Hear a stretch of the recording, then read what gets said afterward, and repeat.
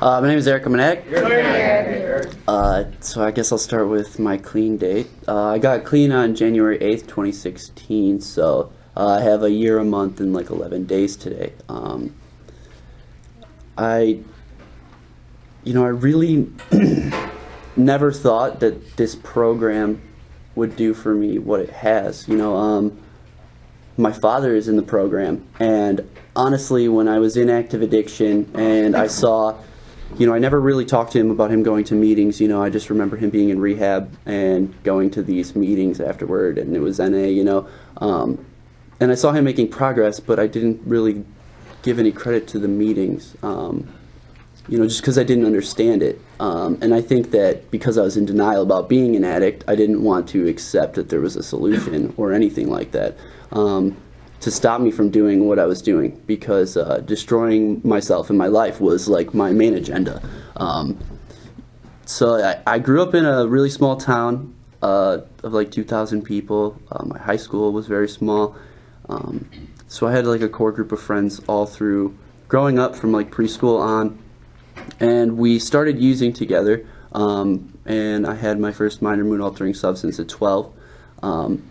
And as we got older, I progressed in drugs, and they kind of stayed, at a relatively normal level, I guess. And it always kind of like set me apart from them, in that way, whereas I couldn't stop, and they could just drop it or use on weekends or on Friday, or and I had to do it all week, even through school. I was a really good manipulator. I manipulated all my teachers, and I did my homework, well, not really my homework, but I did classwork and stuff, so I ended up graduating high school, and I knew from a very early age that I always wanted to go to college. I wanted to be an engineer, like a chemical engineer, and so I picked a school that was kind of close to me in DeKalb, and I went to college after I graduated high school. And as soon as I left my house and went to college is when I didn't have to stop hiding what I was doing from my family anymore. And so with what I thought was freedom in that way kind of became like my sentencing to just like the downfall of my dreams of being an engineer and going through college. The money that they gave me for food or room and board or gas or anything like that quickly just turned right into drugs. I did my first semester, I did relatively well, and then every semester after that for 2 years I failed. Every class that I ever took. And that like really destroyed me and my self-esteem and kind of propelled me further in my addiction, until it was okay for me to do things that I never would have thought doing to get money, to get drugs, because of the fact that I was a failure, because I couldn't complete my dreams, and I couldn't do it. When in reality, I wasn't willing to accept that it was the drugs. I just would fail and thought I failed because of my intelligence or who I am, when in reality I failed because I just never went to class, and it seems so obvious now, but for some reason that eluded me forever, until eventually I dropped out and I had to tell my parents, because they didn't know I was failing at all the whole time, and so it was like this pressure built up, and then it kind of exploded with my family. And so at that point, I was not ready to break my denial, and so I told my parents that I was like depressed and basically suicidal, which I was, but I went to a program for depression, and not for drugs, because I think I did believe that I didn't have a problem, even though I woke up sick if I didn't, I did things to get drugs that I never would have done if I wasn't using, and so I went to this program and lied my way through it, and then went to a community college and then failed that semester, and then I knew this was my fallback to get out of trouble, so I went right back into treatment for depression, except this time for 2 times longer. And after I got out of that, I actually was feeling better, but that time I kept failing drug tests, because because they would like randomly test me in there. And then I would manipulate my counselor into thinking that I'm not an addict, which the drugs I was taking, I think is a little ridiculous that I didn't get thrown into the addiction program. But, and, you know, it was just it was like I was so in denial that I wouldn't accept anything but not going to rehab. In my mind, I thought if I went to rehab or I admitted I was an addict, I was going to die. Like, I don't know why, I thought my life would be over. And so I continued to go to college, and I failed for like 2 more years. And so I racked up like 4 years, including summers, of debt that I'm still paying off today, you know. Except me and my family had a break where I basically moved out of my house and packed some stuff in a backpack, and then moved from like apartment to house to different apartments, sleeping on people's couches. And I like ruined so many relationships so quickly to where people didn't want me to live there anymore, you know. And I like happened to come into this program in rehab by chance. My dad saw me walking down the street one day and pulled over, and you know, he obviously knew I was using because he's an addict, and asked me if I wanted to change my life. And I didn't want to change my life, but I just wanted to stop feeling like I did. So I got in the truck with him, and he took me right to rehab. He told me that I would only have to do half days, right, of rehab, and so I believed him. And so I didn't take anything with me, and when I was in the intake, the counselor there or whatever got done with the intake and was like, okay, you ready? And I'm like, for half days? And she's like, inpatient. I'm like, I don't have anything with me. She's like, well, we're going right now. And so I just got like rushed in there. I was so pissed at my dad for a while there, you know. But when I was in rehab, like 3 days into rehab, I had this moment where I realized what I had done to my life, and how I had done it to my life was by using drugs. It was just drugs the whole time, you know what I mean? And as soon as I made that realization, after I had my first NA meeting ever in life, I got a sponsor that 3rd day in rehab, and called that sponsor every day in rehab. And that was easy for me there because I didn't have anything else to do, you know. And by the time it was time for me to leave rehab, I was terrified because I still felt like I wanted to use, but I didn't know what I was going to do about it. So my sponsor told me to just show up early and make coffee and stuff, and talk to members at meetings, you know, and go to meetings. And so when I got out of rehab and I went home, my dad, you know, was paying for my gas. He let me move back home into the house, which I still stay at now. You know, what like little money I had in a savings account that they were kind of in charge of already, they were like letting me have access to, but only like a certain amount of money a day. And I went to meetings from 8 in the morning until I got out of meetings at like 9 at night. You know, in rehab I was introduced to like a couple different fellowships, and so I was going to meetings every day, like 6 a day for like 50 days. And I substituted drugs for meeting, but you know, like, I remember I heard it recently, it was in the literature that substitution, you know, can be a positive thing, and in this way it was, but it can also be a horribly damaging thing, you know, which has taken place in my recovery too. It kind of broke the habit of not committing to anything to being willing to get a service position, which a group, after I had like a couple months clean, I bugged them like every other week. They didn't have a secretary position at the meeting, and they created a secretary position and voted on it and put it into the meeting so that I could be secretary for them. And at 90 days, they gave me the key to this building. And it like blew my mind. You know, and I was like, you know, are you like worried that like I'm gonna do something? You know, and like, what are you gonna steal coffee filters? And you know, it just shocked me. And I think that was the moment it showed me like I could do this. I could be accountable, and I want to be a part of this. You know, I don't want to just sit in meetings and try to grow. But I think at that point I understood that recovery, while this is a big part, has a lot of different facets. You know, like service, sponsorship, step work is a huge one. A network, staying in constant contact, you know, the traditions, a lot of those things. And so a service position was good for me because even though I was coming to meetings, I didn't want to meet anyone. I didn't want to make any friends. I didn't want to stay after the meeting. I didn't want to talk to anyone. I don't know why, but I just wanted to be in like this, like a little bubble.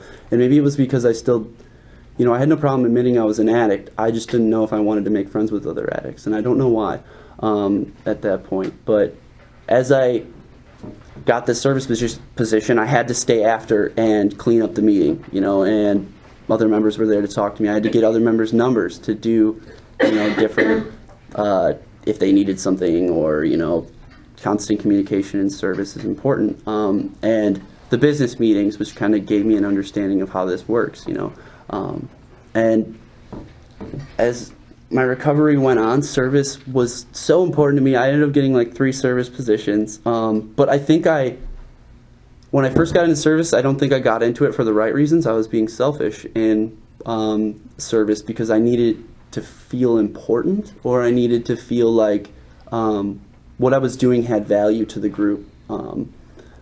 And I think I got too many at that point in time, which I still might have too many right now. But, even though I had those people's numbers, I was not making connections. I wasn't reaching out to people, which is still a problem I have today. Like, isolating is my default. If I start getting stressed out or things start going wrong in my life, I just instantly withdraw. And it damages me every time I do it. I did it as recently as like a couple days ago, and when I got out of rehab, I cut everyone out of my life. I changed my phone number, you know what I mean? So the only people I know in my town that I grew up in or that I talk to are my parents, or maybe the guy that I used to use with at the gas station or something, and so it can be lonely being out there. And that's why I need to stay in contact with other addicts, because I don't always realize that I don't have my best interests at heart, and what I'm doing might not be the best thing for me. And the people around me help me with that. But it wasn't until I went through a crisis in recovery that I realized like the importance for a network. And what I needed a network for and how I needed to reach out was the one suggestion right away that I didn't listen to was don't get into a relationship for 6 months to a year. And it was really damaging to me because I didn't know what my patterns in relationships were. I didn't know what I needed to work on, and I didn't really know myself. And so when this person relapsed, and went back out, I didn't leave, and I stayed with someone who was using for like 4 months, and it was really painful, and I kept coming back to this person because I didn't have a network, and so I was relying on this person so much, and I just wanted this person to stay clean, but not for me, so I could be with them, it was like, I didn't realize that, I have like a need to be needed, so I just wanted this person to need me so bad, and that would validate how worthy I am of a person or how much I can help someone. And so it was like I had no self-worth, and so I didn't believe that I could leave this person and be okay, even though I was in recovery, and they basically just really messed me up for a while there. And the only reason that I did end up leaving this person, I think, for real, was I was actually planning on it, but they were like forced to go to Mexico. And I felt like that was my fault in some weird way too. So I was just like, I feel like I didn't have anyone. I was clean, but I was in like shaky ground. And that's when I started reaching out to people with more clean time who had reached out to me and helped me out, and that's when I started developing friendships in this program, and that was one of the major turning points in my recovery, is when I felt like I had roots here with people who cared about me as much as I cared about them, who, could help me with a step I'm on or a problem that I'm having, or give me advice to things that I don't know. Like the people in my network, whether they like know it or not, have taught me how to live, how to relive life, and this program, has taught me how to be a better person and to want to be of service and want to carry the message to the addict that's still suffering. I don't know. I'm really grateful that that situation happened to me, because if I can be grateful for it and make it into a positive, it enriches my experience, you know. But that doesn't mean that I had to go through that to learn that lesson, you know. Sometimes I just have to learn the hard way.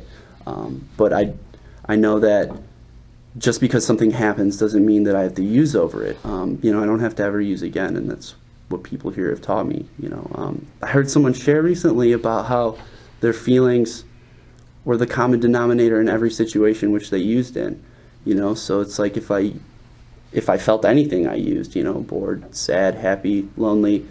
And the way that they put it was like, it's not about my decisions, it's not about what happens in the world, you know, in nature, or what's done to me, or what I do to other people. It's about how I feel about it, because, you know, I'm powerless over what other people do. And sometimes I can't change how I feel, but what I do have power in is choosing how I react to my emotions. And that has been really hard to implement sometimes when my emotions are like really high, you know. But when I do reach out about those things, somehow someone always makes me remember that, you know what I mean? There have been a lot of things recently that I realize I need to work on, that, like, procrastination is like a huge thing in my life that's just like horrible, and figuring out how to manage my time. You know, I went back to school, so I'm in school for engineering now, and I made the dean's list in the summer, and that I'm like going back to work, you know, and I'm doing service NNA, and I can lose sight of it, but like I just have to remember that no matter what I'm doing, that if I'm not here or involved in this program, that I'm going to lose it all, you know. If I don't stay grateful for it, then I won't respect it, and if I don't respect it, then I can throw it away, you know what I mean? I don't want to speak for the whole time, so I just really hope that someone got something out of that message. Yeah, I was pretty nervous to come up here and give this, but yeah, thank you for this opportunity to speak. I'm really grateful to share, and I'll keep coming back. Thank you.